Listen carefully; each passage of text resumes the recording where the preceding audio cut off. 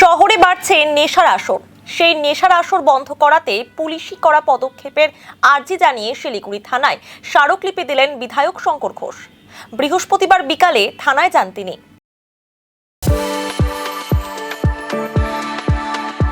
We are the dreamers, the achievers, and the leaders. Come, join us today. বিধায়ক জানান, শহরের বিভিন্ন জায়গায় মাদকের কারবার, নেশার আসর বাড়ছে, যে কারণে অপরাধমূলক কার্যকলাপ বাড়ছে।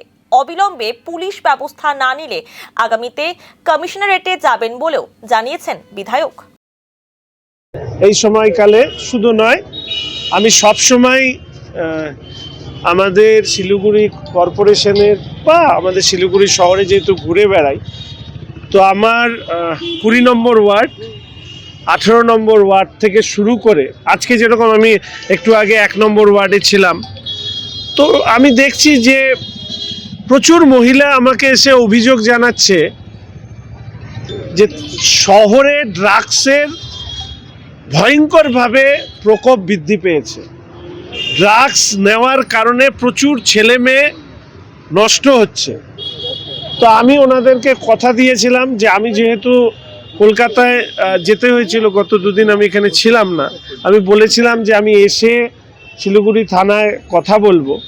আমি এখানে থানাকেও দোষারোপ করতে আসিনি, আমি মা বোনেদেরকে নিয়ে এসেছি একটা কারণেই, এবং আমি সিপি সাহেবের কাছে অনুরোধ করব আগামী 7 দিনের মধ্যে যদি শিলিগুড়ি শহরে ড্রাগস নিয়ে শিলিগুড়ি পুলিশ কমিশনারেটের তরফ থেকে, এর আগে আমরা দেখেছি যে উদ্যোগ নেওয়া হয়েছিল, আমি জানি না সেই উদ্যোগে কোথাও ঘাটতি হয়েছে কিনা, সেটা দ্রুত নেওয়া হোক এবং নেওয়ার মধ্যে দিয়ে শিলিগুড়ি শহরে যে ড্রাগসের অভিশাপ ছড়িয়ে পড়ছে সেটা কিন্তু ব্যক্তিগতভাবে উপলব্ধি করছি। এই মহিলারা কিন্তু কোনো রাজনৈতিক ব্যানার নিয়ে আসেনি, আমাকে বলেছিলেন, আমি ওনাদের সাথে এসছি।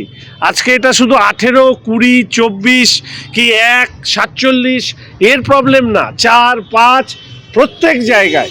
এরপরে আমি যেটা করব, যদি ড্রাগস নিয়ে শিলিগুড়ি পুলিশ কমিশনারেট কোনো উদ্যোগ না নেন, তাহলে কিন্তু এটা সামগ্রিকভাবে শিলিগুড়ির মহিলাদের আন্দোলন হিসাবে এটাকে আমি সামনে নিয়ে আসব। এমনিতেই বার পাব ইত্যাদি নিয়ে অনেক ধরনের কথাবার্তা শুনি। আমি ইতিমধ্যে আরটিআই করেছিলাম, সেগুলো আমি পেয়েছি রিপোর্ট। আমি সবার কাছে বলছি যে এমন নিষিদ্ধ শহরে, নিষিদ্ধ জগতের দিকে ছেলে মেয়েদেরকে ঠেলে দেবেন না, যেখানে দাঁড়িয়ে ছেলে মেয়েদের ভবিষ্যৎ শেষ হতে পারে। প্রশাসনের কাজ করুক, অভিভাবকরা অভিভাবকদের মতন চেষ্টা করুক, আর সবার উদ্যোগে যাতে শিলিগুড়ি শহরে ড্রাগসের নেশা এবং ড্রাগস বিক্রি বন্ধ হয়, তার জন্য আমি সিপি সাহেবের কাছে অনুরোধ করলাম।